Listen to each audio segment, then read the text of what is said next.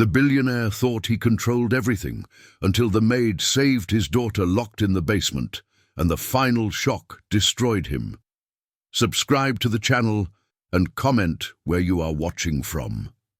The August morning in Washington, D.C. awoke lazily, with the golden sun streaming through the tempered glass windows of the mansion in Lakeview. The dry air carried the scent of blooming yellow tulips that began to flower in the meticulously kept gardens of the property.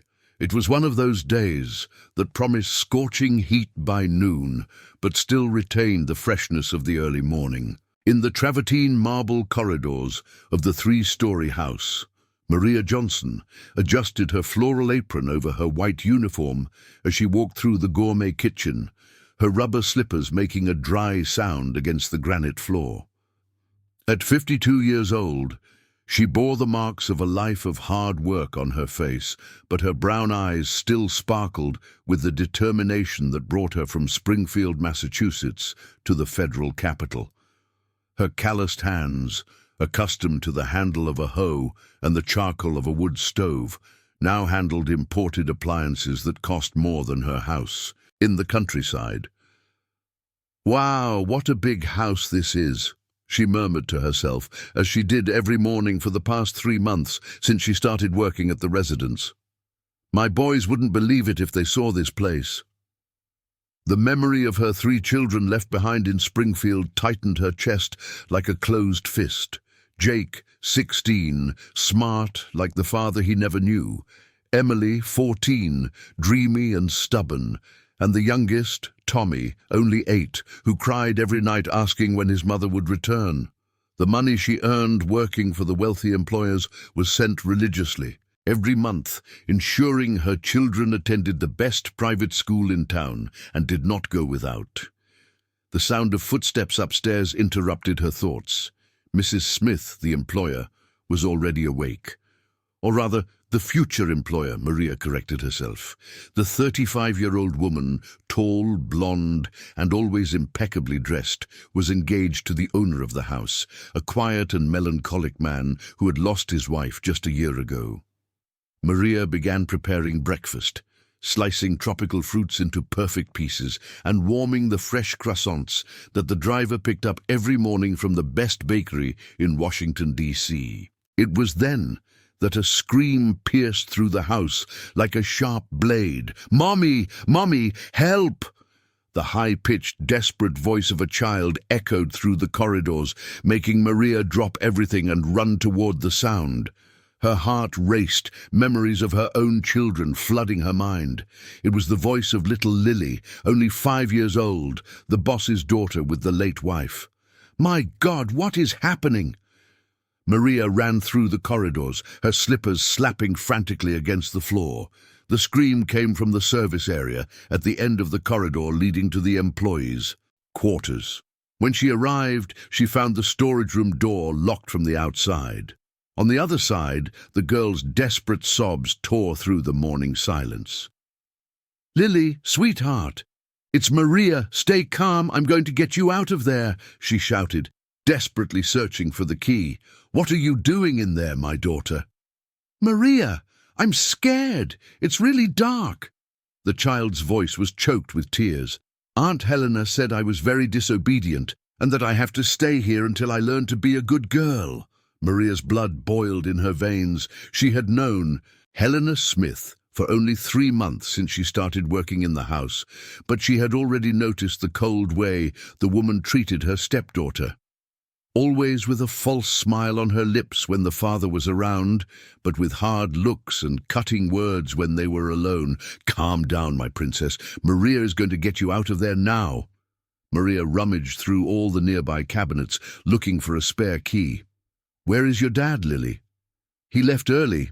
Said he was going to work in the garden," the girl sobbed. "Maria, I didn't do anything wrong. I just scribbled in Aunt Helena's planner by accident." "The garden," Maria frowned. The boss, David, was a peculiar man. Rich like few in Washington, D.C., owner of a technology company worth millions, but spent his days personally tending to the garden and the small vegetable patch in the back of the mansion. He wore simple clothes, always had dirt under his nails, and spoke little, very different from the other wealthy employers she had worked for throughout her life. "Listen here, Lily," Maria said, trying to keep her voice calm while continuing to search for the key. "Maria is going to go out now and call your dad, okay? Or break down this door if necessary." It was then that she heard footsteps approaching. Helena Smith appeared in the corridor, wearing an ivory silk robe and plush slippers. Her blonde hair was perfectly styled even at that hour of the morning, and she held a cup of steaming coffee.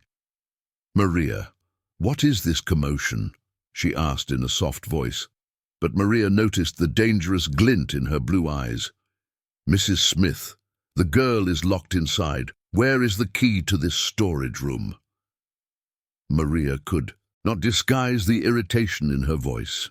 Helena sighed theatrically, as if it were a terrible inconvenience.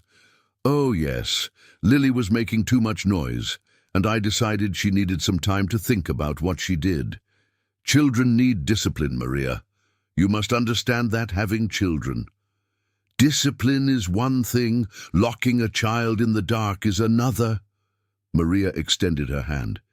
"Give me that key now." Helena hesitated for a moment, studying the determined face of the cook.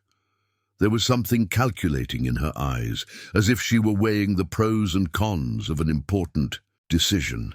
Of course. It was in my bag." Helena walked slowly to her suite upstairs while Lily's sobs continued echoing from the storage shed. When Maria finally returned with the key, she snatched it from her hands and opened the shed door. Lily rushed out and threw herself into her arms, her little face wet with tears and sweat. The child was trembling like a leaf in the wind. "Calm down, princess, it's over." Maria squeezed the girl against her chest, feeling the anger grow inside her. "No one will hurt you again." Mrs. Smith watched the scene with an expression that tried to appear maternal, but Maria noticed something sinister in her smile. "Lily can be very dramatic at times," said Mrs. Smith with a fake chuckle. "David always says that. She inherited it from her mother." Maria raised her eyes, meeting Mrs. Smith's gaze. For a moment the two women sized each other up in silence, each trying to decipher the other's intentions. The tension in the air was palpable, like the electricity that precedes a storm. "In Maria's arms," Lily whispered softly just for her to hear. "Dora, I'm really scared of Auntie Smith. She said if I tell Daddy, he'll send me away, just like Mummy did." Maria's heart shattered into 1,000 pieces. At that moment, looking at the frightened little face of the child, she made a decision that would change all their lives. No matter the cost, no matter the risks, she would protect that girl as if she were her own daughter. What Maria didn't know was that, at that very moment, on the other side of the garden, a 42-year-old man was watching the whole scene through the window of the tool shed, jotting down every detail in a notebook he hid behind a dusty shelf. David Johnson was not really the caretaker. David carefully closed the notebook and hid it again behind a paint can on the shelf of the tool shed. His fingers still trembled slightly, not from fear, but from a contained rage that boiled in his veins like volcanic lava. He had witnessed everything through the dusty window: Mrs. Smith locking Lily in the shed, the desperate cries of his daughter, and the courage of that simple woman from the countryside who did not hesitate to confront the wealthy fiancé to protect a child. At 42, David carried on his shoulders the weight of a fortune estimated at $2 billion, built through strategic investments in the technology sector. He was known in business circles in Washington, D.C. as a cold, calculating man, capable of predicting market movements with almost supernatural accuracy. But there, wearing faded jeans and a cotton t-shirt with small holes, no one would recognize him as the CEO of Johnson Investments. His current appearance was deliberately ordinary: slightly disheveled brown hair, a 3-day-old stubble, and dirt under his nails from the garden he personally tended every morning. It was His perfect disguise, meticulously crafted after discovering Mrs. Smith's true intentions. The idea had arisen 6 months earlier when he accidentally overheard a conversation on Mrs. Smith's phone while she was taking a shower. On the other end of the line, a male voice, which he recognized as belonging to his own brother, lawyer Richard Johnson, was coldly discussing expediting the process and solving the child's problem. The words had frozen his blood, but David had learned early in his business life that emotion and strategy do not mix. He decided to investigate before taking action.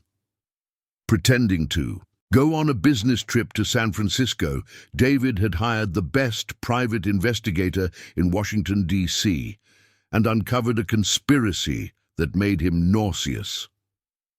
Mrs. Smith and Richard had been planning for over a year to get rid of Lily to facilitate the division of the inheritance. The will of Mariana, his deceased wife, was clear. If anything happened to Lily before she turned 18, half of the fortune would be divided among the closest relatives. In this case, Richard. "Daddy! Daddy!" Lily's high-pitched voice cut through his dark thoughts. David quickly tucked the notebook away and stepped out of the shed, resuming the role of the humble caretaker. Lily ran towards him across the gardens, her bare little feet stepping on the yellow daisies that had fallen during the night. Behind her walked Maria, with a worried expression on her brown face. "Hi, Princess." David bent down to be at his daughter's level, discreetly assessing her emotional state. "How are you today?" "Daddy, Auntie Smith locked me in the dark shed because I accidentally scribbled on her planner." Lily threw herself into his arms, and David felt his heart shatter as he realized how she was still trembling. "I was so scared, Daddy, really scared." "Mr. Johnson," Maria approached, hesitant. David noticed she was using the respectful address that employees always used with him, but there was something different in her eyes, a determination that hadn't been there before. "I need to talk to you about something very serious." David lifted Lily into his arms, feeling the small, fragile weight of his daughter against his chest. "Of course, Maria. Lily, how about you go play with your stuffed animals in your room while I talk to Maria?" "Okay, Daddy, but promise you won't let Auntie Smith lock me up again?" Lily's green eyes, identical to her mother's, were filled with pleading. "I promise, Princess, no one will hurt you again." David kissed his daughter's forehead, feeling a lump in his throat. "Daddy will fix everything." When Lily entered the house, David turned to Maria. The cook was clearly nervous, wringing her calloused hands and avoiding direct eye contact. "Mr. Johnson, I know it's not my place to interfere in family matters, but—" Maria took a deep breath, as if gathering courage. "That woman is mistreating the girl, and it's not just today. I've been seeing strange things for a while." David maintained a neutral expression, as he had learned in decades of negotiations. Maria Johnson looked at him intently. "What kind of things, David?" "Some bruises on Lily's arm last week. Mrs. Smith said it was a fall, but I've raised 3 kids, and I know very well what a fall bruise looks like and what a mark from a too-tight grip looks like." Maria finally met his gaze, and David saw a spark of maternal protection that surprised him. "That woman is hurting your daughter, Mr. David, and I won't stay silent watching this happen." "Maria," David chose his words carefully. "Are you sure about what you're saying? Helena will be my wife in 2 months. She loves Lily as if she were her own daughter." "With all due respect, Mr. David, but I have eyes." Maria's voice grew firmer. "That woman doesn't love anyone but herself. I see how she looks at Lily when you're not watching. It's a look of someone planning something bad." David felt his chest tighten. That simple woman from the countryside had noticed in 3 months what he had taken 2 years to discover. Or maybe he had noticed earlier but refused to believe it out of fear of facing reality. "What do you think I should do?" he asked, testing the limits of Maria's trust. First, don't leave that woman alone with the girl anymore. Not for a minute. Maria crossed her arms over her chest. Second, you need to pay more attention to what happens inside your own house. Mr. David, I've worked for many wealthy families here in Washington, D.C., and I've never seen a father so distant from his own daughter. Maria's words hit David like a punch to the stomach. It was true. Since Mariana's death, he had emotionally distanced himself from Lily, not out of lack of love, but out of fear of losing her too. The pain of loss had been so overwhelming that he had built walls around his heart, thinking that would protect him from more suffering. "Maria, can I trust you?" David asked suddenly, surprising himself with the question. "Mr. David, I left my 3 children in Springfield to come work here and send money for them to study. I know what it is to love a child more than life itself." Maria stepped closer, lowering her voice. "If you're asking if I would protect Lily, the answer is yes, with my own life, if necessary." David studied her in silence for a long moment. There was something in the honest simplicity of that woman that touched him deeply. After years dealing with self-interested people in the corporate world, Maria's selfless loyalty was like an oasis in the desert. "There's one more thing I need to tell you," Maria continued hesitantly. "Last week, I overheard Mrs. Smith talking on the phone.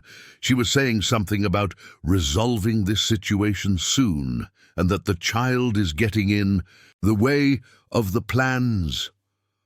I didn't understand it all, but I found it very strange. David's blood ran cold. It was exactly the kind of conversation the private investigator had intercepted. Helena was speeding up her plans, probably because she felt he was suspicious of something. "Maria, David made a decision that would change the course of everything. You are an observant woman, much more than I imagined. I need you to help me with something very important." "Whatever it is, Mr. David. I want you to keep an eye on Helena. Write down everything she does, any strange conversations, anything that seems suspicious." David paused, weighing his next words. "But it has to be discreet. If she finds out we're investigating, it could be dangerous for Lily." Maria nodded gravely. "You can count on me, Mr. David. I was born and raised in the countryside, but I'm not foolish. I know very well when a snake is hiding in the grass." At that moment, David knew he had found a powerful ally. Maria Johnson, with her brutal honesty and unconditional love for children, would be crucial in unmasking Helena and protecting Lily. What he didn't know was that, on the other side of the living room window, Helena Smith had heard every word of the conversation, and her lips curled into a cold smile like the winter in Washington, D.C. The silent war was just beginning. September arrived with its chilly mornings and scorching afternoons, typical of the Washington, D.C. climate. Maria woke up every day at 5 in the morning, as she always had in the countryside. But now, her senses were sharpened like a hunting jaguar.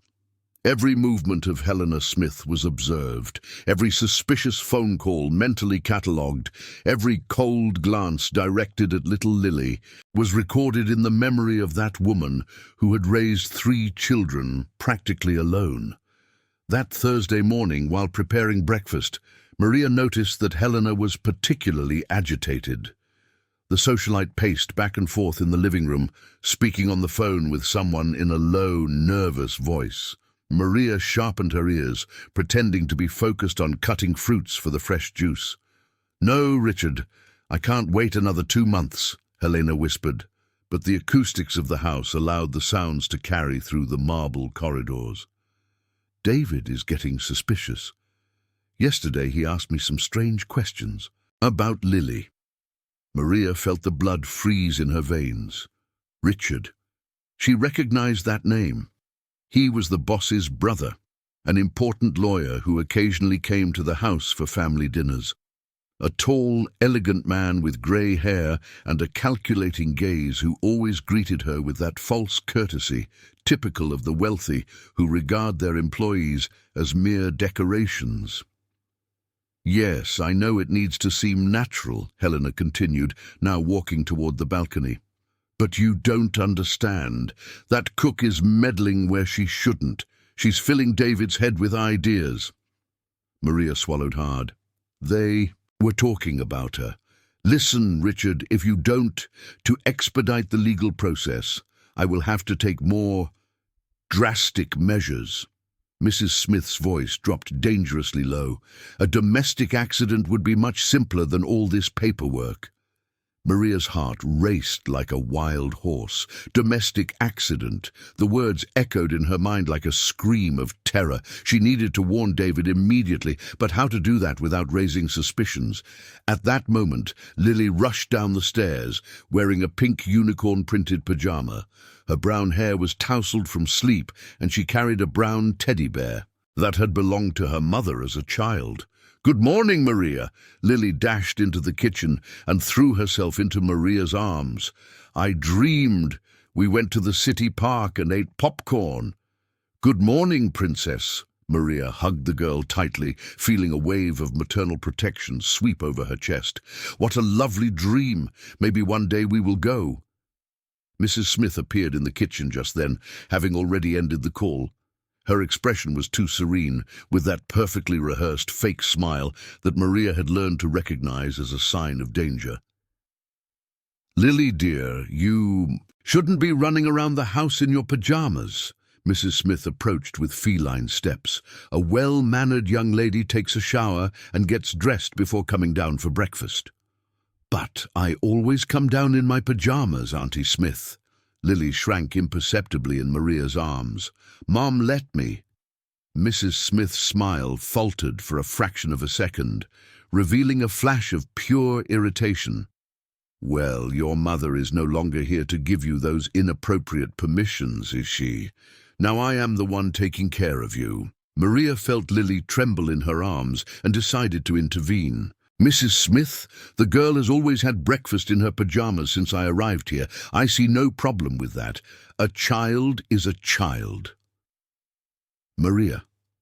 Mrs. Smith turned slowly to face her, and Maria saw something cold and dangerous in her blue eyes. "I appreciate your opinion, but child-rearing is not your concern. You were hired to cook, not to raise Lily." The tension in the air was palpable. Maria felt her anger rise like bile in her throat, but she controlled herself. She had children to support and couldn't lose her job before protecting Lily. "Excuse me, Mrs. Smith, but raising a child is everyone's responsibility who interacts with her," Maria said firmly but respectfully. "Where I come from, we learn that it takes a whole village to raise a child." Mrs. Smith laughed, a sharp and unpleasant sound. "How charming, Maria. Country philosophy. But we are in Washington, D.C. now, not... Where exactly were you born? Springfield? Here, things work differently." Mrs. Smith's condescending tone hit Maria like a slap in the face, but she stood her ground. She had faced worse things in life: the drought that killed her father's corn crop, her mother's death when she was still a teenager, becoming pregnant alone at 17. A spoiled socialite from Washington, D.C. was not going to intimidate her. "That's true, Mrs. Smith. I am from the countryside, and in the countryside we learn to protect the young from predators." Maria looked directly into Mrs. Smith's eyes, not flinching. "We develop a very sharp instinct for these things." The silence that followed was charged with unspoken threats. Mrs. Smith understood the subliminal message perfectly, and Maria saw when the mask of civility almost slipped from the socialite's face. "Lily, go get ready, now." Mrs. Smith ordered in a dry voice. Lily looked at Maria with pleading eyes, but the cook gave an encouraging smile and a gentle pat on the girl's back. "Go on, Princess. Maria will make your cold mango juice just the way you like it." When Lily left the kitchen, Mrs. Smith approached Maria with slow, calculated steps, like a predator circling its prey. Maria, let's clarify one thing. Mrs. Smith spoke in a low but clear voice. You are an employee in this house. An employee. You are not family. You are not a counselor. You are nothing more than someone we hired to prepare food. If you continue to meddle where you don't belong, I will talk to David about finding someone more suitable for the position. Maria straightened up, showing her full height of 5'7". Mrs. Smith, I may just be the cook, but I have eyes in my head and a heart in my chest, and as long as I am in this house, I will not stay silent while a child is mistreated. Mistreated? Mrs. Smith laughed again, but there was poison in her voice. What an absurd accusation! I love Lily as if she were my own daughter. Funny, because I have 3 children, and I know very well how a loving mother looks at her child. Maria crossed her arms over her chest. And the way you look at Lily is not love, Mrs. Smith. It's the gaze of someone who sees an obstacle in her way. Mrs. Smith turned pale. For a moment Maria thought she would explode in screams, but the socialite controlled herself with visible effort. You are treading on dangerous ground, Maria, Mrs. Smith whispered, moving even closer. Very dangerous. It would be a shame if you lost this job and couldn't send money to your children in Springfield. It would be an even greater shame if something unexpected were to happen to them.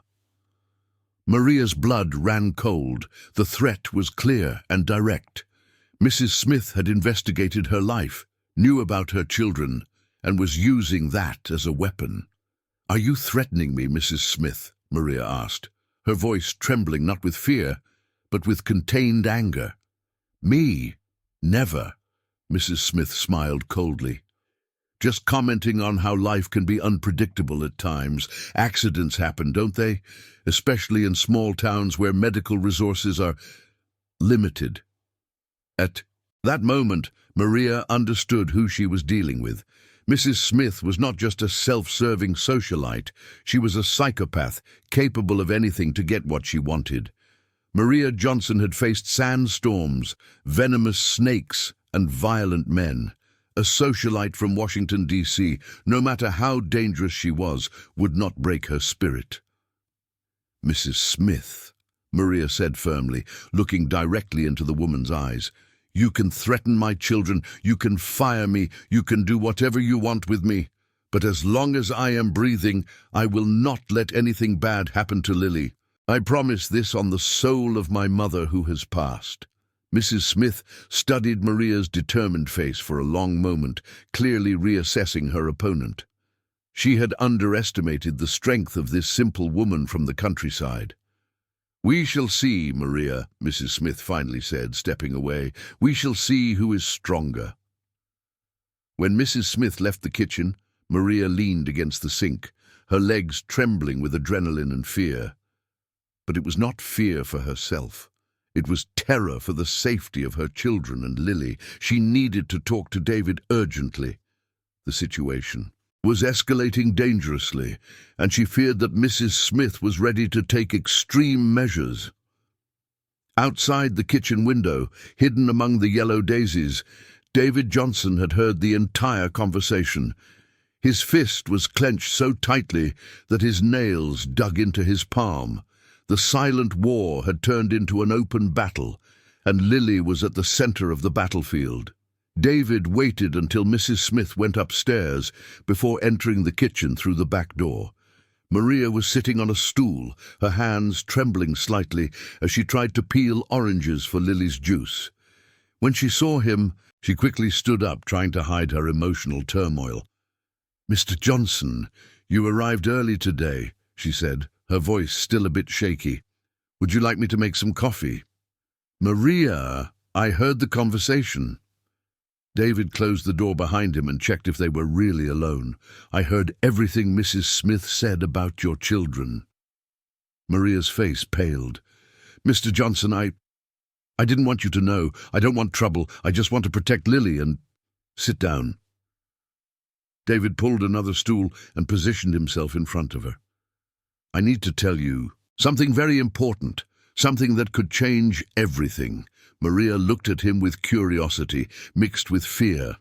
David took a deep breath, knowing he was about to cross an irreversible line. But the threat against Maria's children had been the last straw. He could no longer keep his disguise if it put innocent people in danger. Maria, Mrs. Smith, and my brother Richard are planning to get rid of Lily, to take my inheritance. David spoke quietly, watching her reaction. I've known this for months.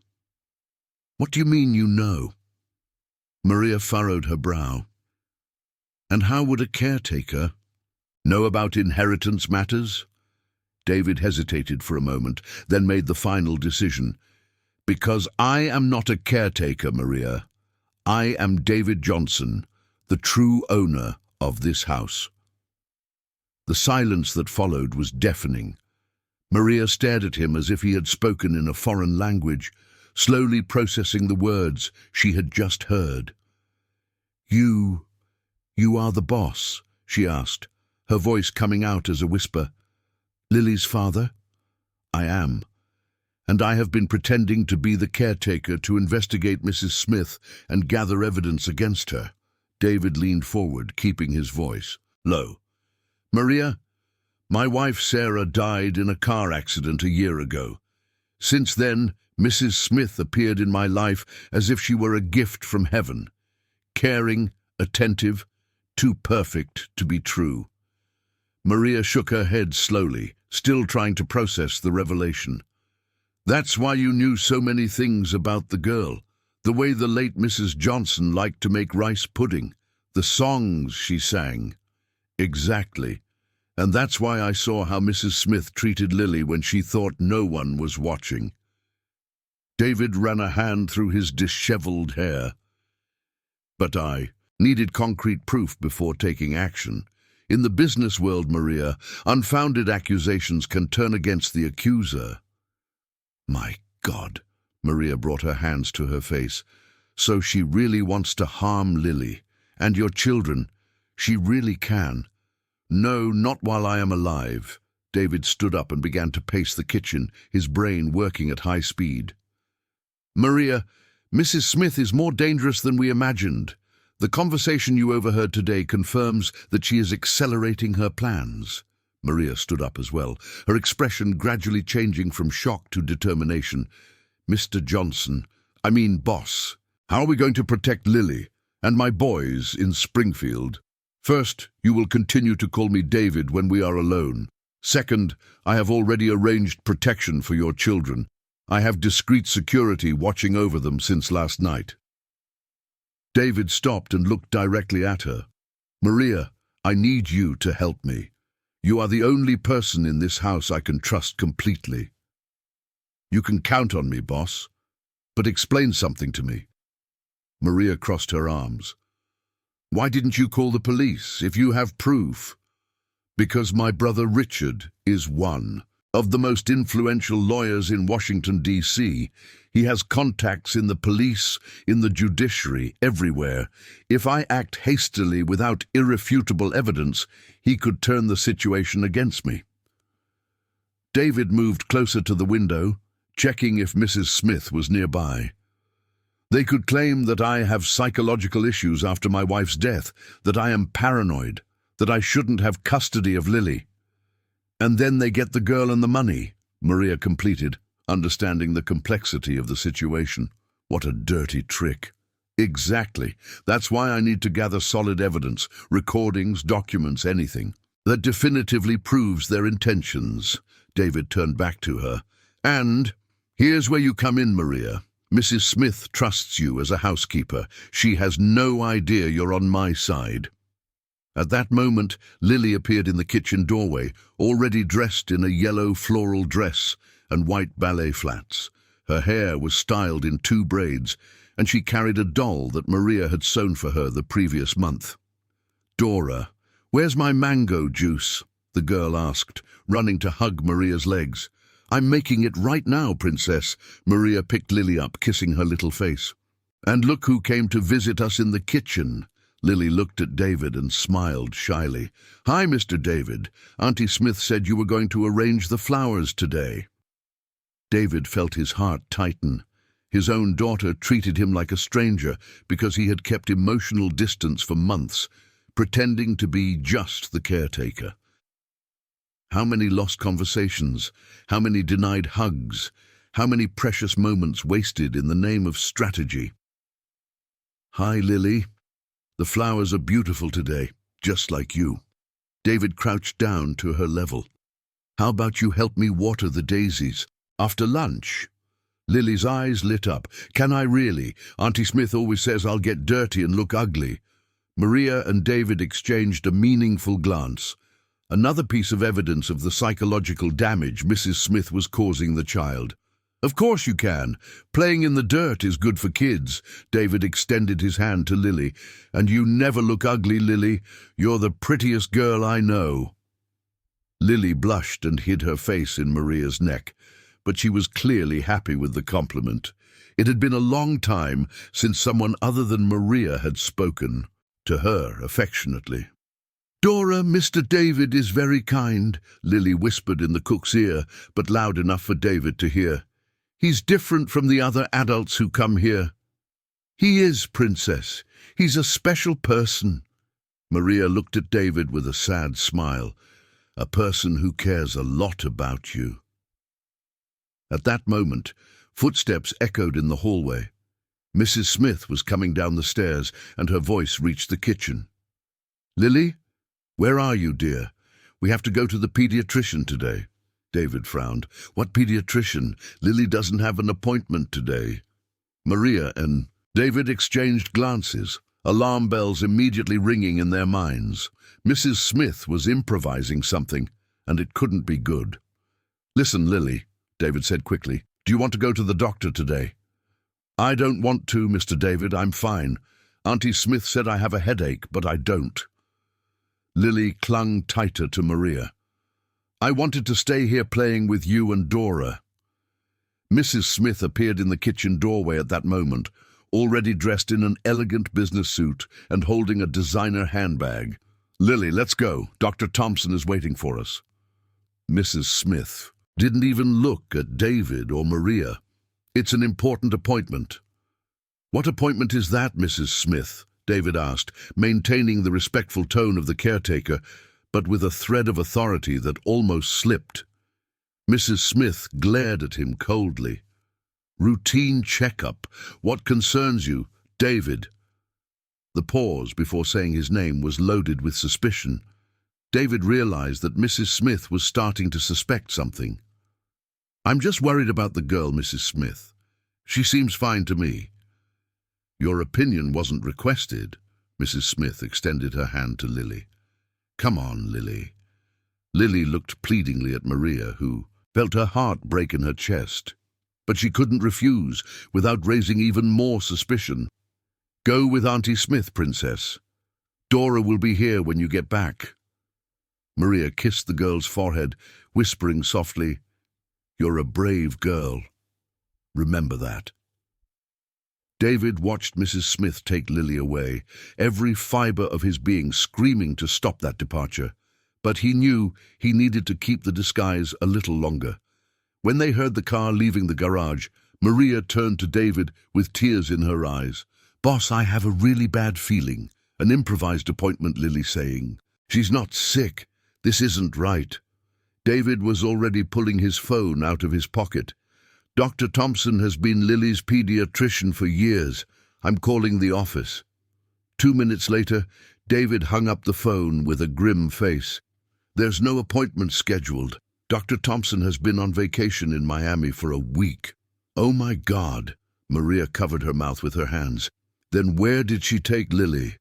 David was already running to the tool shed, where he kept equipment that Maria was about to discover had nothing to do with gardening. "Maria, no more pretending. It's time to show who we really are." The hunt had begun. David opened a hidden cabinet behind the tool shelf, revealing equipment that made Maria's eyes widen in surprise. There were 3 computer monitors displaying images from security cameras scattered throughout the house, a GPS tracking system, and communication devices that looked like they came straight out of a spy movie. "Oh my God, boss! Are you with the police or something?" Maria watched in shock as David typed rapidly on one of the computers. "No, but when you have a fortune of $2 billion and people wanting to harm you, you learn to protect yourself." David pointed to one of the screens. "I installed a tracker on Mrs. Smith's car 3 weeks ago. She's heading towards Sarah Hospital."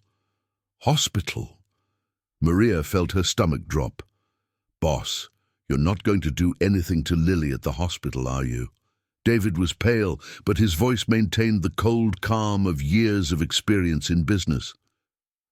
"Maria, my brother Richard knows a psychiatrist at Sarah Hospital, Dr. Fernando Moore. They might be trying to get a false psychiatric report claiming that Lily has severe mental issues." "But that's a crime!" Maria exclaimed, her indignation overcoming her shock. "It is, but if... Get an official document signed by a renowned psychiatrist, and you can use that to justify Sophia's admission to a clinic abroad." David stood up, grabbing the keys to a black Jeep parked behind the cottage. "Let's go. We can't waste any time." Maria followed David to the car, still trying to process the magnitude of the situation. During the rush through the morning traffic in Washington, D.C., David explained the details of his investigation. 6 months ago, I discovered that Mrs. Smith and Richard had been secretly meeting long before Sarah's death. I hired a private investigator and found out that they planned everything from the beginning." David swerved around a bus, accelerating down North Avenue. "Mrs. Smith approached me intentionally. Sarah's death wasn't planned by them, but they took advantage of the opportunity." "And you never suspected anything?" Maria held onto the seat as David took a sharp turn. "I was devastated by Sarah's loss. Mrs. Smith appeared like a saving angel, taking care of Sophia, organizing the house, giving me emotional support." David slammed his fist on the steering wheel. "I was a complete fool. I let my pain blind me to the obvious." "Boss, you can't blame yourself. Bad people have a talent for taking advantage of moments of weakness." Maria placed her hand on his arm. "The important thing is that now we know and can protect Sophia." They arrived at Sarah Hospital in 20 minutes. David parked in the emergency reserved spot, not caring about possible fines. "Maria, you will enter through the main reception and try to locate where they are. I'll go through the back entrance. I know the hospital well because Sarah was treated here." David handed her a small device. "This is a communicator. Press the button if you find Sophia." "Boss, what if we get caught for trespassing in the hospital?" "I am David Johnson. My family donated $10 million to this hospital last year. They won't arrest me." David got out of the car. "Let's go." Inside the hospital, Maria headed to the reception, trying to appear natural. The receptionist, a young woman in her 20s with curly hair, greeted her with a professional smile. "How can I help you?" "Hi, dear. I'm the nanny for the Johnson family. Mrs. Smith brought Sophia for an appointment, but I forgot which room it was." Maria improvised, using the cover story that David had suggested on the way. The receptionist checked the system. "Johnson family. Here it is. Room 314, 3rd floor. Mental health wing." Maria's blood ran cold. Mental health wing. David was right. "Thank you, dear."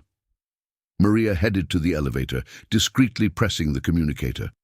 On the 3rd floor, the corridor was quiet and sterile, with that characteristic hospital smell that always made Maria nervous. She walked cautiously to room 314, hearing voices from inside. A child clearly traumatized by her mother's death. A man's voice that Maria didn't recognize. Episodes of aggression, constant nightmares, refusal to obey authority figures. "Dr. Smith, what do you recommend?" Mrs. Smith's voice soft and concerned. Immediate admission to a specialized clinic. I know an excellent one in New York. Controlled environment, away from stimuli that could worsen her condition. Maria pressed her ear against the door, her heart racing. On the other side, she heard Sophia's small, frightened voice. I don't want to go. I want Dora. I want Daddy. Sophia, dear, your daddy agreed that this is best for you. Mrs. Smith's voice was laden with false compassion. You will get better at the clinic in the United States. No, I don't want to. You are liars! Sophia was clearly crying. Maria couldn't contain herself. She burst through the door, finding a scene that made her blood boil. Sophia was sitting in a chair too high for her, tears streaming down her little face, while Mrs. Smith and a man in glasses and a white coat observed coldly. Sophia, my princess, Maria rushed to the girl, picking her up. Dora, you came to get me. Sophia clung to Maria as if she were a lifeline. They want to take me away from Daddy. What is the meaning of this? Dr. Smith stood up, clearly irritated by the interruption. Who is this woman? I'm Sophia's nanny, and I came to get her because her father changed his mind about this appointment. Maria glared defiantly at Mrs. Smith. Isn't that right, Mrs. Smith? Mrs. Smith was pale, but tried to maintain her composure. Maria, what a surprise! How did you know we were here? The boss sent me to get you. He said he remembered an important commitment for Sophia this afternoon. Maria quickly improvised. A birthday party that she can't miss. What party? Mrs. Smith asked, suspicious of the lie. At that moment, David appeared at the door of the room, but not as the humble caretaker Mrs. Smith knew. He was wearing a perfectly tailored dark suit, a silk tie, and Italian shoes that cost more than many people's annual salaries. His hair was slicked back, and he exuded a natural authority that made everyone in the room fall silent immediately. The party at the French embassy, David said in a cold voice, entering the room with the imposing presence of someone used to commanding boardrooms. Dr. Smith, I imagine Mrs. Smith didn't mention that she has no legal authority to make medical decisions regarding Sophia. Dr. Smith paled, clearly recognizing David Johnson from the social and economic pages of the newspapers. Mr. Johnson, your fiancé told me that you had authorized the appointment. My fiancé, David laughed coldly. Doctor, Mrs. Smith is not my fiancé. Our relationship ended a week ago when I discovered her true intentions. David approached the doctor's desk. And I imagine she also didn't mention that she is under investigation for attempted kidnapping and threats against staff. Mrs. Smith turned as white as a sheet. David, you can't prove anything. Can't I? David took his phone out of his pocket and activated a recording. Mrs. Smith's voice echoed clearly through the room. A domestic accident. It would be much simpler than all this paperwork. Dr. Smith stood up abruptly. I'm sorry, but I need to cancel this appointment immediately. I don't get involved in dubious legal matters. Dr. Smith, David said in a dangerously calm voice, I hope you understand that attempting to produce a false psychiatric report is a crime under the Penal Code. As a member of the hospital board, I would be very interested in reviewing this case. The doctor quickly left the room, clearly wanting to distance himself from the situation. Mrs. Smith turned to David, her blue eyes shining with pure rage. Do you think you've won, David? This is far from over. You're right, Mrs. Smith, it is far from over. David approached her, his voice low and threatening. Because now you will find out what happens when someone threatens my daughter and the children of Maria in Springfield. Mrs. Smith hesitated for a moment, realizing she had severely underestimated her opponent. Lily, David turned to his daughter, who was still in Maria's arms. Daddy is sorry for letting those bad people scare you. That will never happen again. Daddy! Lily looked confused between David and Maria. But aren't you the gardener?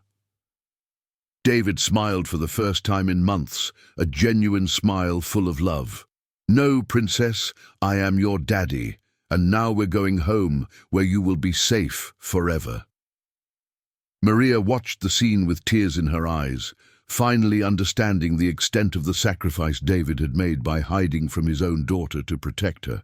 The battle was won, but Maria knew the war was just beginning. The drive home was tense and silent. Lily had fallen asleep in the back seat, emotionally exhausted from the trauma of the morning, while Maria watched David in the rearview mirror. The man she had known as a humble caretaker now drove with the upright posture of someone used to commanding business empires, but his eyes reflected a mix of relief and concern. "Boss," Maria broke the silence as they entered Lakeview, "Mrs. Smith won't give up easily, will she? Mrs. Smith is proud and greedy, but she is not stupid. She knows I am now alert, and that I have evidence against her." David checked the rearview mirror to see if Lily was still asleep. "The problem is Richard. My brother is much more dangerous than Mrs. Smith. He has political connections, knows judges, prosecutors. He might try to use the system against me." Maria turned to look at Lily, who was peacefully sleeping, hugging a stuffed doll. "And now? Are you going to tell the girl who you really are?" "I have to tell her. After what happened today, I can no longer keep up this charade. Lily needs to know the truth." David turned the corner to enter the mansion. "But I need to explain it in a way that she understands, without scaring her even more." When they arrived home, Mrs. Smith had already returned and was in the living room, nervously talking on the phone. Upon seeing David and Maria entering with Lily, she quickly ended the call. "David, we need to talk," Mrs. Smith said, trying to maintain a conciliatory tone. "We have nothing to talk about, Mrs. Smith. You have 1 hour to pack your things and leave my house." David walked past her carrying the sleeping. "Lily, if you're not out by 5 this afternoon, I'll call security." "You can't just kick me out like this. I have rights." Mrs. Smith stood up, the mask of composure finally falling away. "I spent 2 years of my life in this house. 2 years planning how to get rid of my daughter." David turned slowly to face her. "Mrs. Smith, I recorded all your phone conversations from the last 3 weeks. I have evidence of everything. The threats against Maria, the plans with Richard, the attempt to obtain a false psychiatric report." Mrs. Smith paled. "That's an invasion of privacy. It's worthless legally. It may not hold up in court, but it certainly holds weight in the social columns of Washington, D.C. I can only imagine how the country club ladies will react when they find out that the elegant Mrs. Smith was trying to institutionalize a 5-year-old orphan to steal her inheritance."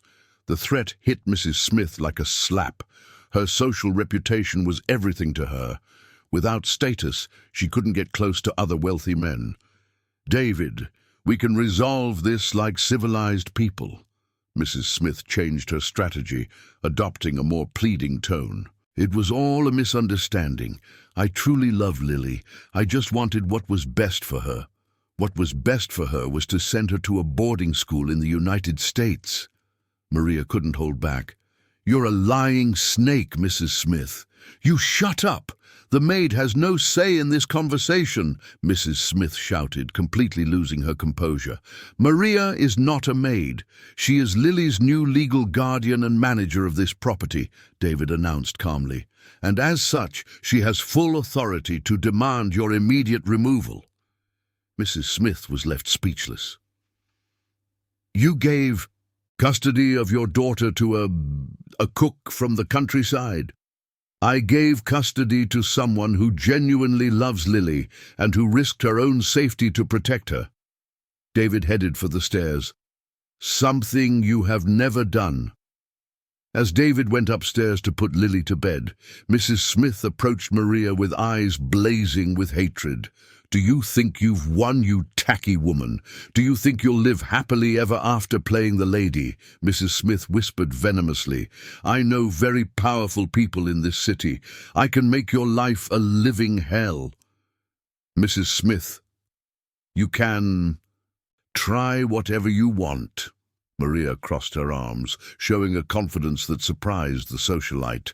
"But I was born in the countryside of Massachusetts, where we learned to face storms, droughts, and venomous creatures. You don't scare me." Mrs. Smith studied Maria's determined face for a moment, clearly re-evaluating her opponent. "We'll see how long you last when things get really tough," Mrs. Smith said, grabbing her designer handbag. "This is far from over, Maria, very far." As Mrs. Smith stormed out of the house, Maria felt her legs weaken.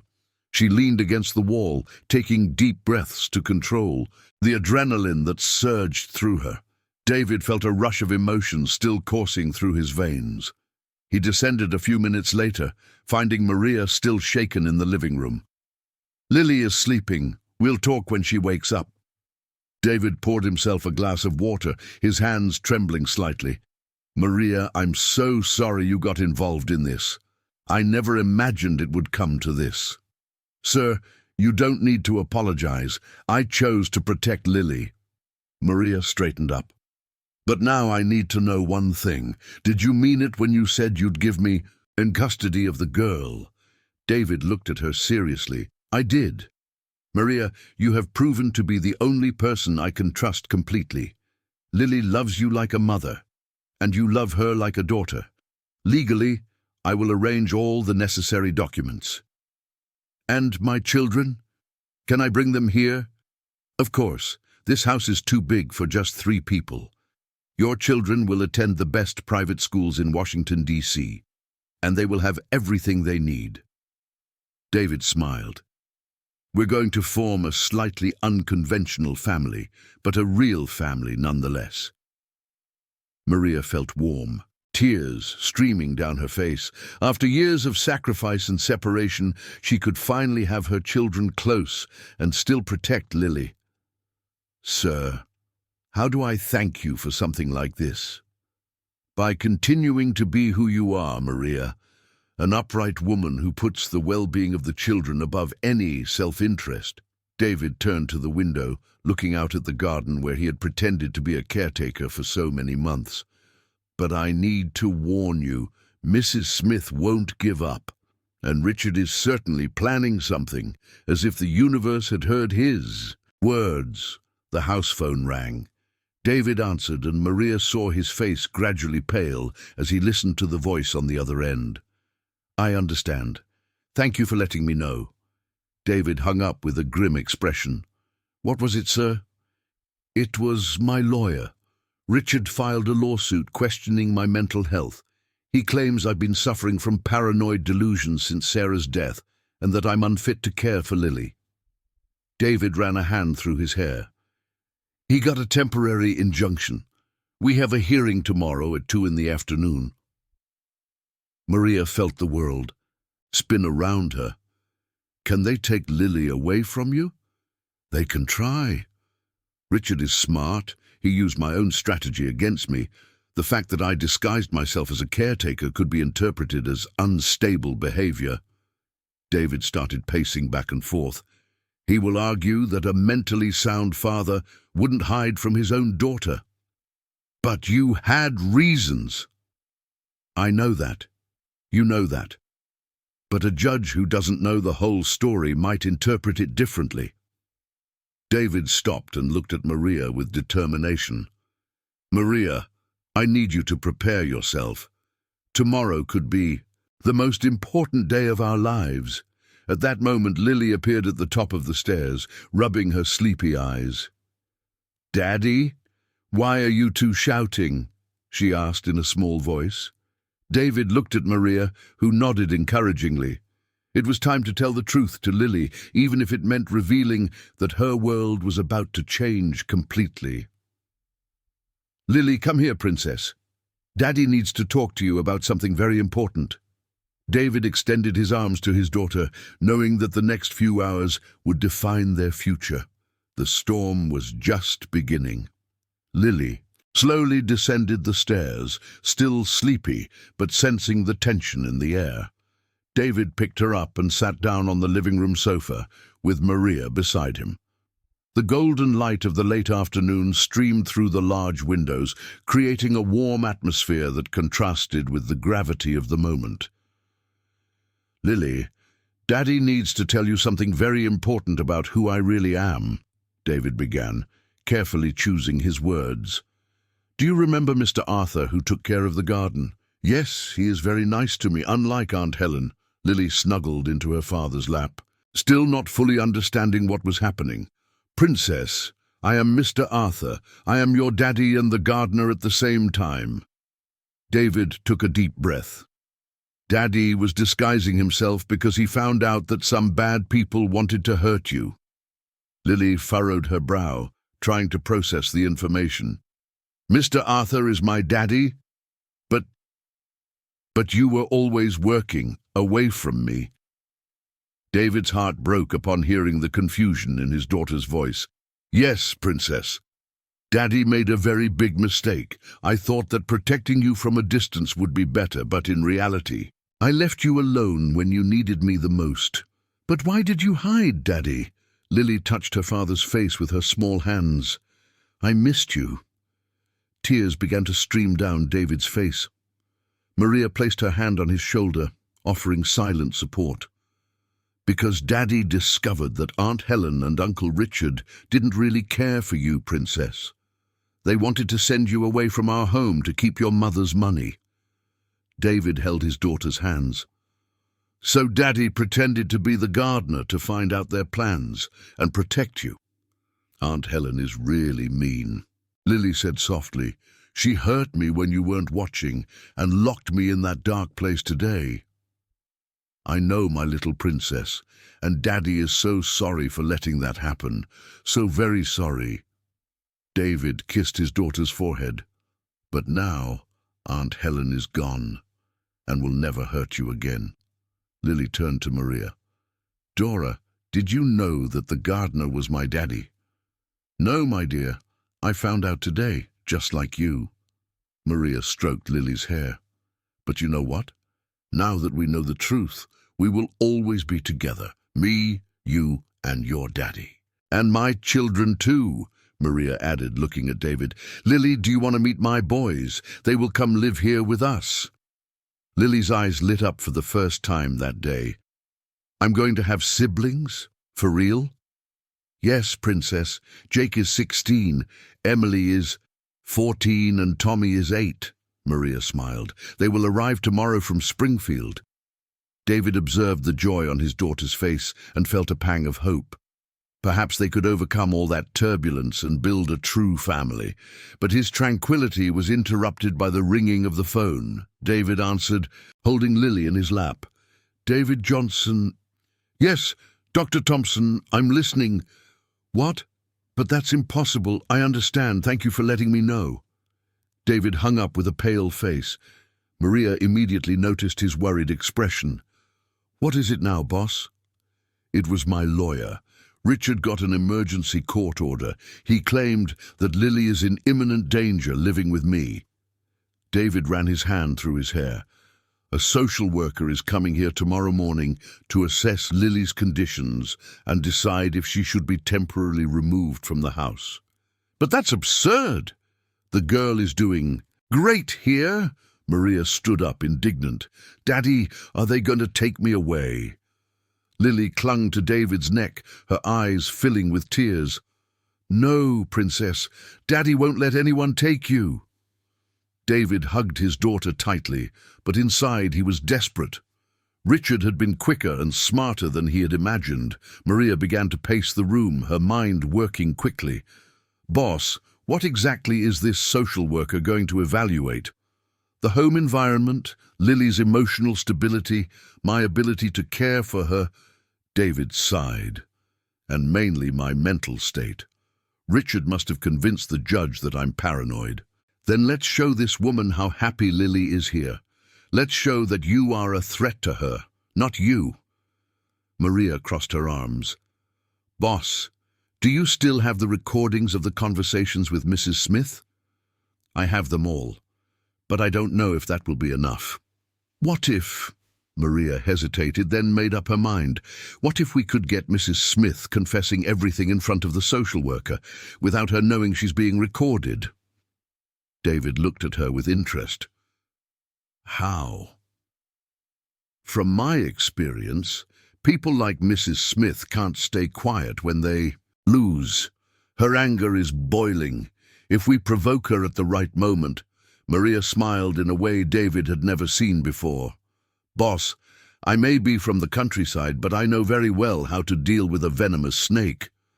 That could be dangerous, Maria. More dangerous is letting them take Lily. Maria knelt in front of the girl.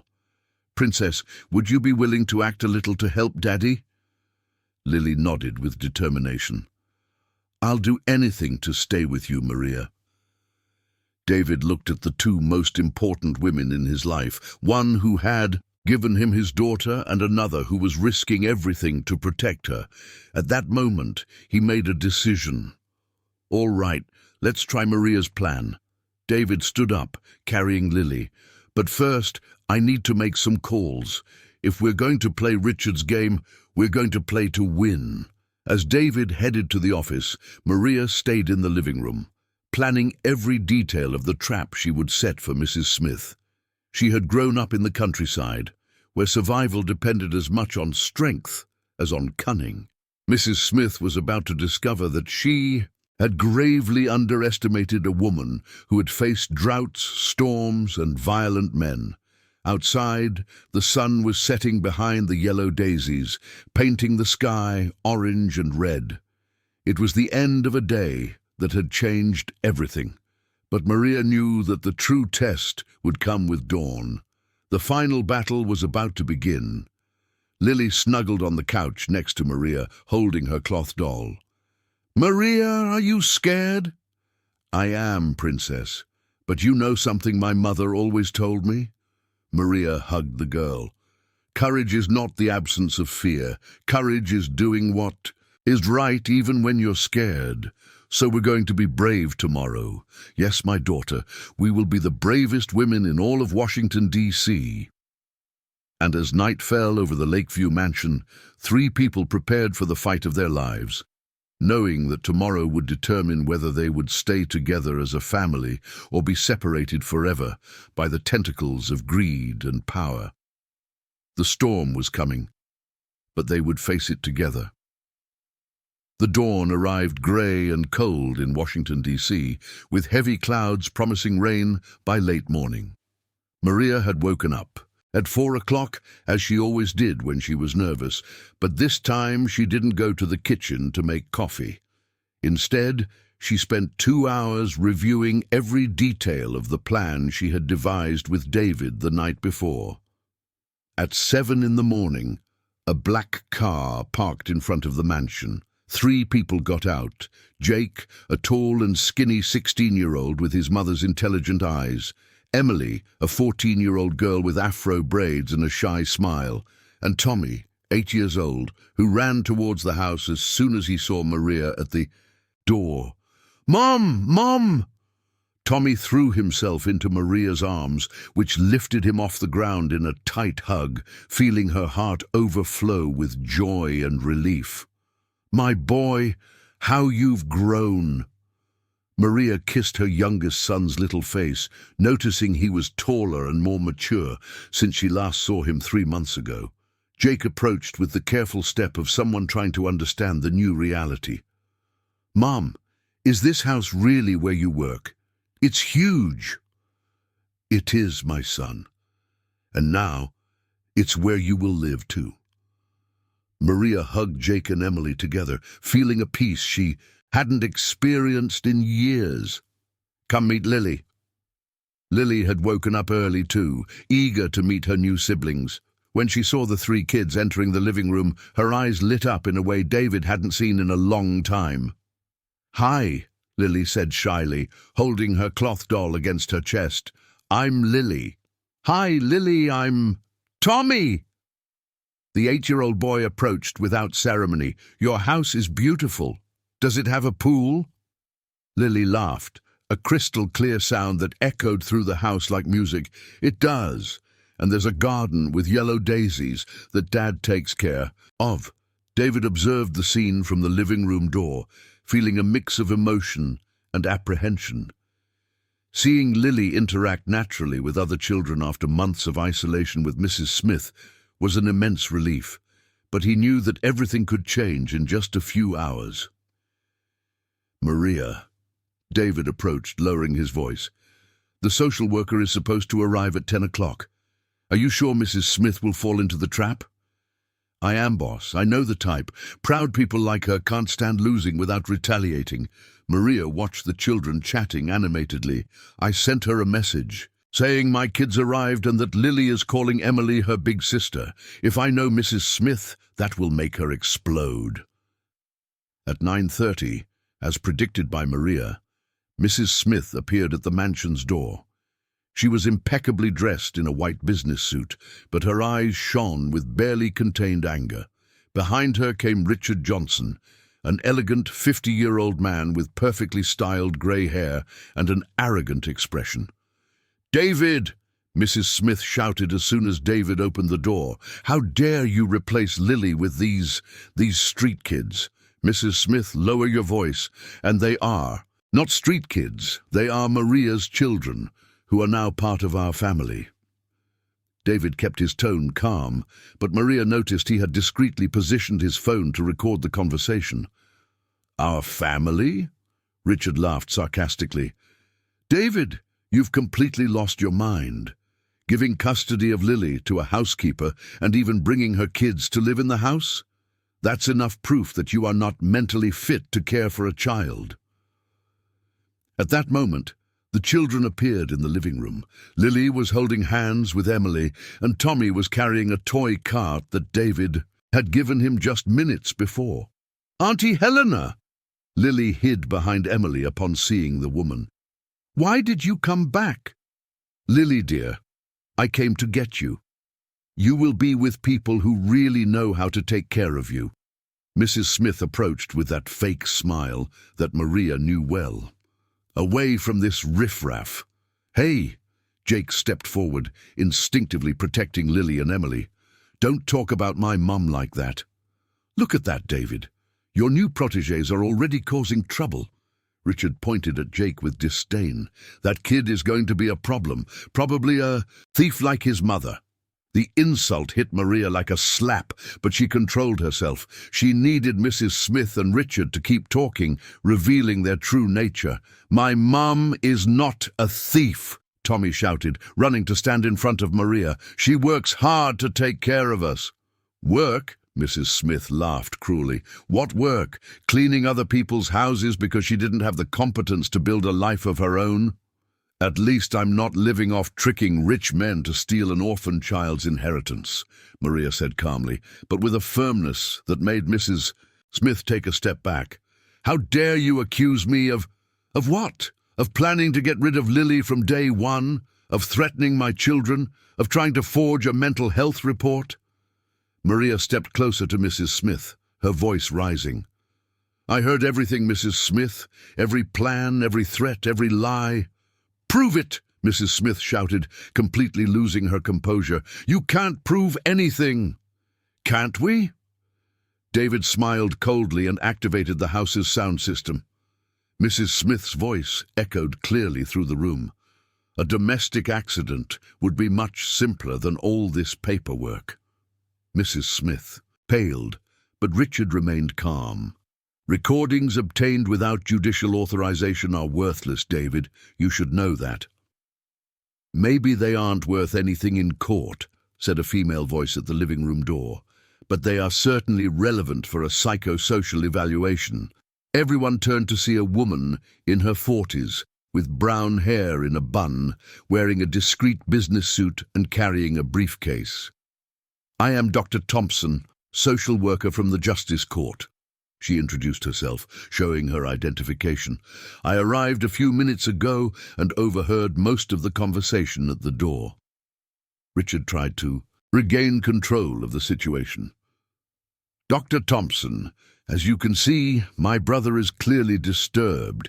He brought strangers to live with Lily and—" "What I see," Dr. Thompson interrupted, closely observing the group's dynamics, is a child who was clearly scared in Mrs. Smith's presence, but who has shown comfort and happiness with the other children.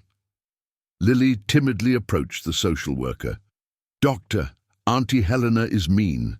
She locked me in the dark and said she would send me away from Dad. Lily, dear, why don't you tell me what happened?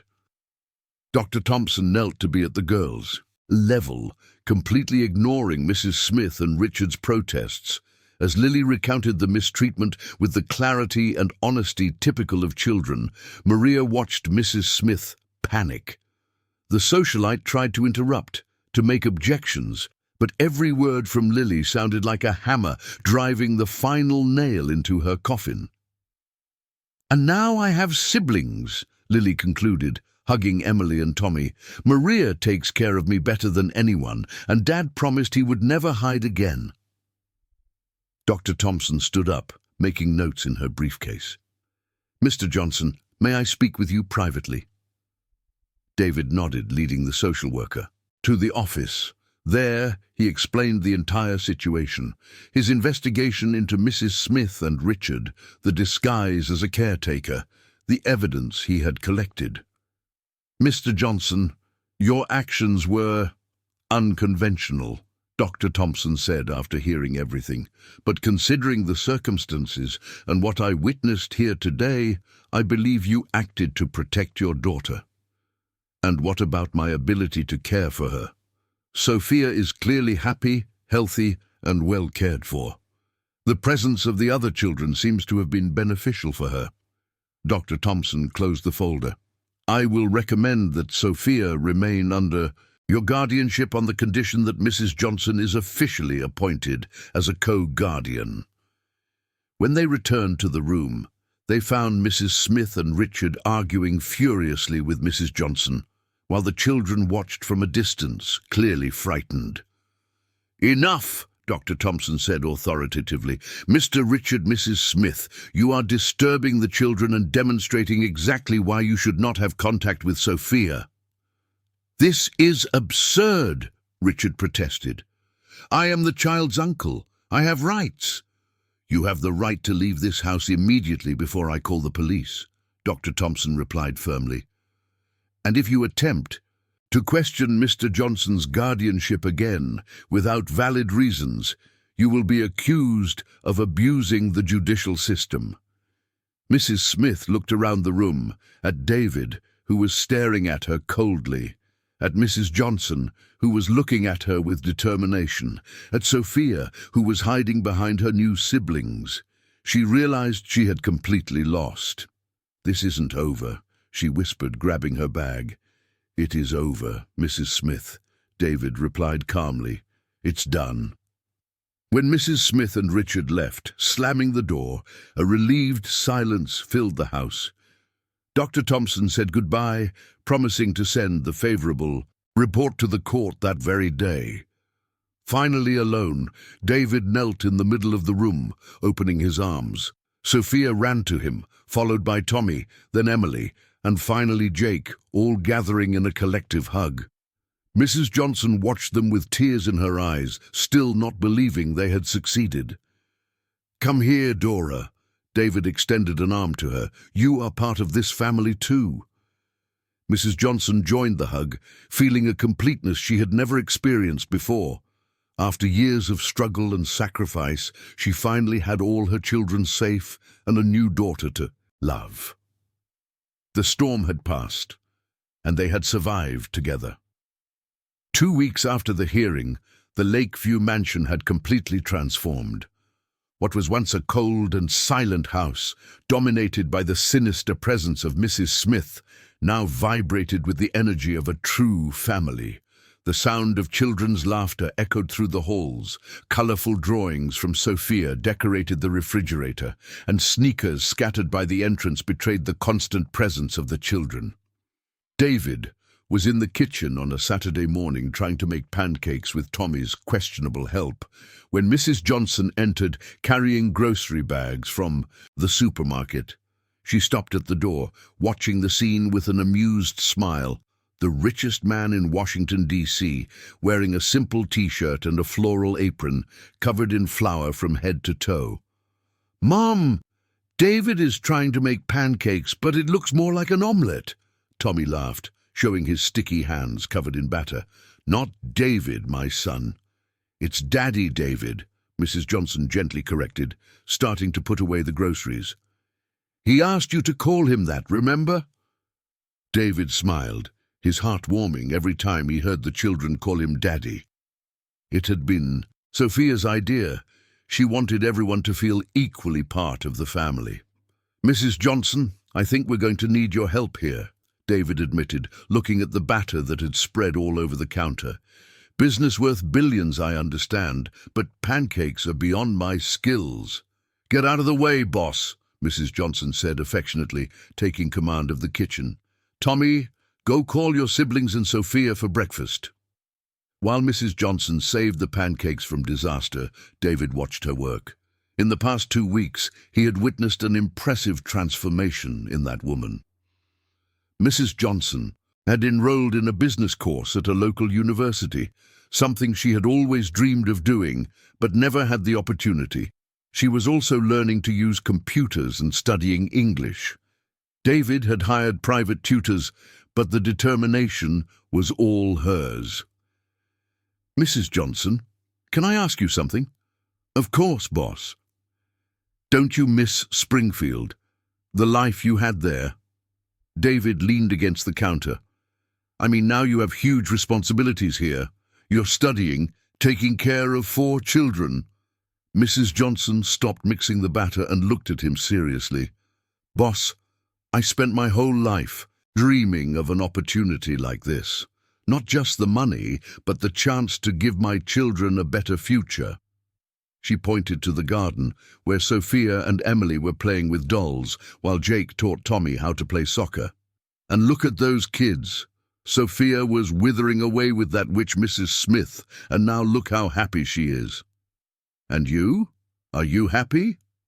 Mrs. Johnson smiled, a genuine smile that lit up her whole face.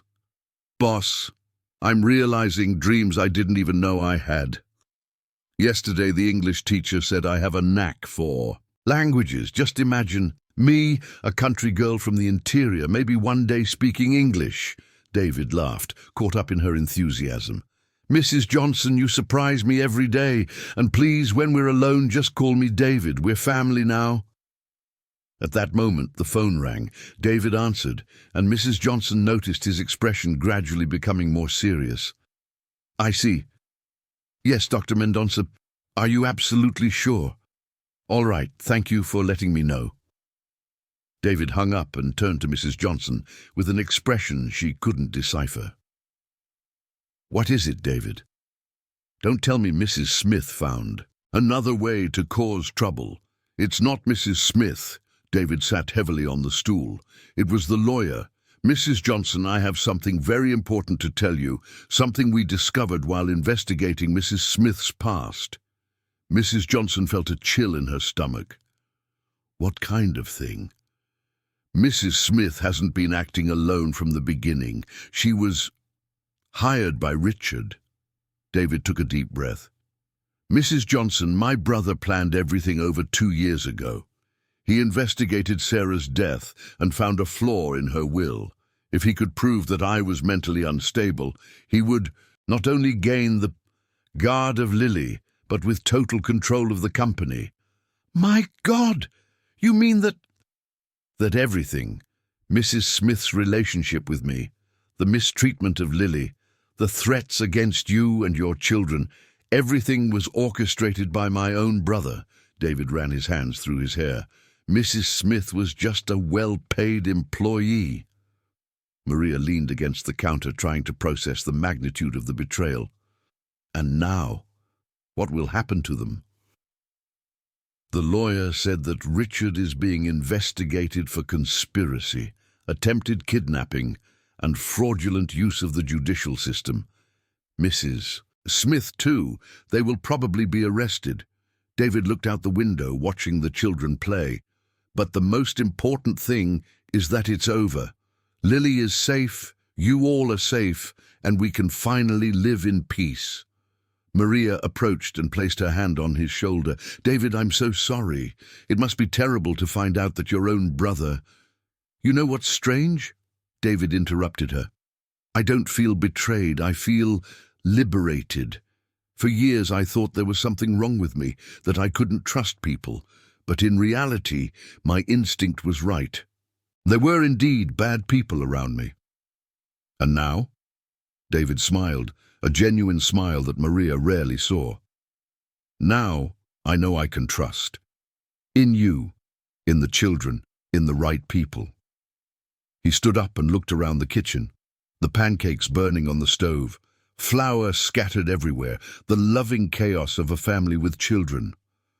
"Maria, this is the first time in years that I truly feel at home." "Daddy David, Maria!" Lily came running into the kitchen, followed by the other three. "Did you see that it started to rain? Can I play in the rain?" "Of course, Princess, but just for a little bit so you don't catch a cold," Maria said, already rushing to grab towels. "I want to play too," Tommy shouted, running to the garden. "Wait for me." Emily joined the race. Even Jake, the most serious of the four, couldn't resist and ran after his younger siblings.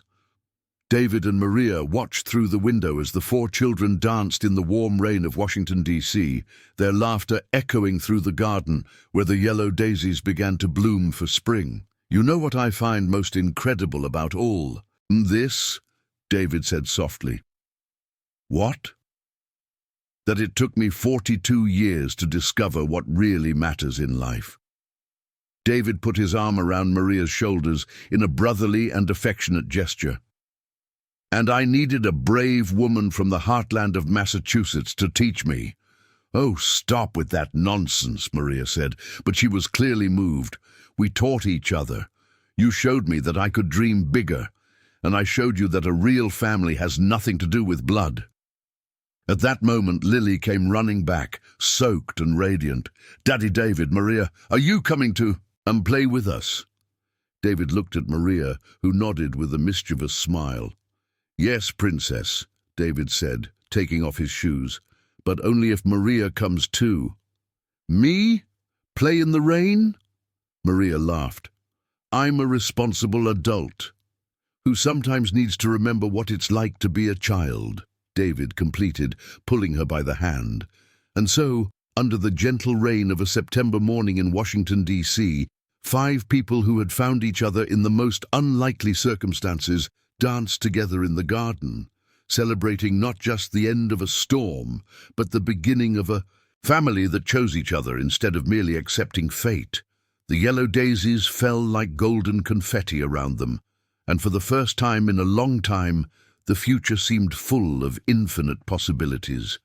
The rain continued to fall, but now it was a rain of blessings, washing away all the sorrows of the past and watering the seeds of a future planted with love, courage, and an unwavering faith in human kindness. 6 months later, spring had arrived in all its splendor in the Washington, D.C. area. The purple daisies bloomed majestically in the gardens of the mansion, creating a scene of almost unreal beauty. It was a sunny September morning when Maria woke up to the familiar sound that had become the soundtrack of her new life. Children's laughter echoing through the hallways. At 53 years old, Maria Johnson looked in the mirror and barely recognized the woman she saw. It wasn't just the well-groomed hair or the more elegant clothes that David had insisted on buying for her. It was something in her eyes, a light that hadn't been there before, the light of someone who had finally found her place in the world. "Mom, did you see where I put my tie?" Jake shouted from his room. At 17, he had grown not only in height, but in maturity and confidence. He was graduating from his senior year at one of the best private schools in Washington, D.C., and had been accepted into the engineering program at a prestigious university. "It's hanging in your closet, my son," Maria replied, finishing getting ready. It was a special day, very special. She went down the stairs and found David in the kitchen, trying to make breakfast with the help of Tommy and Lily, the 9-year-old.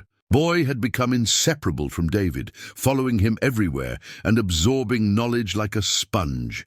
Lily, now 6 years old, was radiant with health and happiness, her brown hair shining in the morning sun as she tried to crack eggs without making a mess.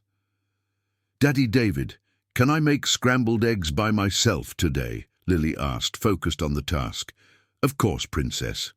But be careful, okay?" David kissed the top of his daughter's head, then looked at Maria with that smile that had become so familiar.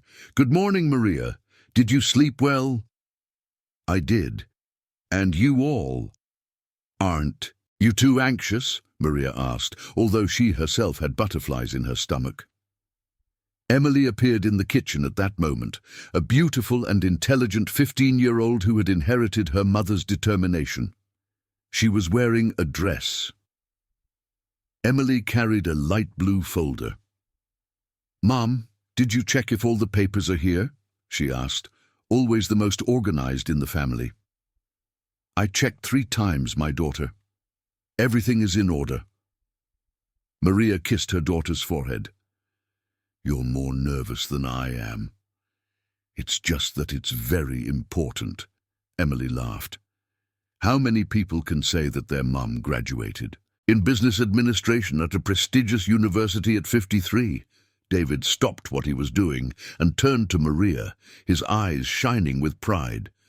"Maria, you know I'm the proudest man in Washington, D.C. today, right?" "Oh, stop it, David," Maria said, but she was clearly moved. In 6 months she had completed an intensive business course, learned English fluently, and officially taken the position of executive manager at the Mariana Belmonte Foundation, a charity that David had created in memory of his late wife to help underprivileged families in the countryside. "I'm not stopping now." David moved closer to her. "Maria, you took a second chance at life and did more with it than many people do with their entire lives." At that moment, Jake came down the stairs wearing a suit and tie, looking older than his 17 years. "Mom, I'm ready. And before you ask, yes, I brushed my teeth, and no, I didn't forget the gift." The gift was a surprise that the children had prepared for Maria. For weeks, they had secretly worked on something special for the graduation ceremony. An hour later, the whole family was gathered in the auditorium of the university. David had reserved an entire row for his guests, including some employees from the company who had become close friends, lawyer Dr. Thompson, and even Dr. Thompson, the social worker who had become a constant presence in their lives. When the name Maria Johnson was called, the cheers from the Belmonte family made the entire auditorium turn to look. Tommy and Lily were shouting, "Go, Mum!" at the top of their lungs. Emily was crying with pride. Jake was whistling as if he were at a football stadium, and David was applauding with tears in his eyes. Maria walked onto the stage with a firm step, received her diploma, and looked at her family in the audience. In that moment, she remembered the scared and desperate woman who had arrived at the Lakeview mansion less than a year ago, afraid of losing her job and unsure if she could support her children. After the ceremony, they gathered in the garden of the mansion for the surprise that the children had prepared. Jake brought out a frame covered by a sheet. "Mum, we wanted to give you something special," he said, emotional, "something that showed how you changed our lives." When they removed the sheet, Maria found a picture of the entire family, but it wasn't an ordinary photo. It was a hand-painted portrait made by a local artist, showing all of them in the garden of the mansion, surrounded by blooming yellow daisies. At the bottom, a golden plaque read, "The Johnson Belmonte family, united by love, strengthened by courage." "Johnson Belmonte?" Maria asked, confused. "It was Lily's idea," David explained, stepping closer. "She said we're a real family now, so we should have a real family name too." Lily clung to Maria's skirt. "Mom, did you like it?" Jake said, "Real families have portraits like this." Maria knelt to be at Lily's height, tears streaming freely down her face. "I loved it so much, Princess. It's the most beautiful gift I've ever received in my life." David joined the group, pulling everyone in for a collective hug. "You know what I find most incredible about all this?" he said, looking around at each beloved face. "A year ago, we were broken people trying to survive alone. Today, we are a complete family." "And look what happened to Mrs. Smith and Richard," Emily commented. "Justice really worked." Indeed, the news from the past few months had been reassuring. Mrs. Smith had been sentenced to 5 years in prison for attempted kidnapping, threats, and conspiracy. Richard, in addition to prison, had lost his license to practice law and faced civil lawsuits that would leave him financially ruined for the next few years. "We're not going to talk about them today," David said firmly. "Today is about us, about what we've built together." Tommy, always the most practical of the bunch, clapped his hands. "Can I suggest we celebrate with cake? I'm starving." Everyone laughed and headed inside the house, where Maria had prepared a 3-tier chocolate cake, a recipe she had learned in the baking course she was taking in her spare time. While they were cutting the cake, David approached Maria. "Maria, can I talk to you about something personal?" They stepped away from the group, walking toward the area of the garden where it had all begun, where Maria had found Lily locked in the shed that morning that changed all their lives.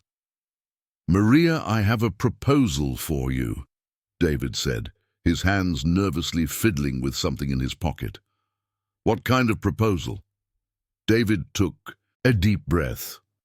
"It's not a romantic proposal," he quickly clarified. "I know you're not ready for that, and neither am I, but it's a family proposal." He pulled out a small velvet box from his pocket. Maria opened it and found not an engagement ring, but a family ring, a simple gold band with 5 small gemstones set in it. "1 stone for each of us," David explained. "Maria, I want to make this official.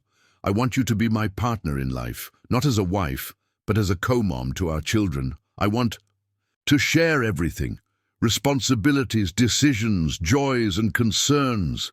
Maria held the ring with trembling fingers.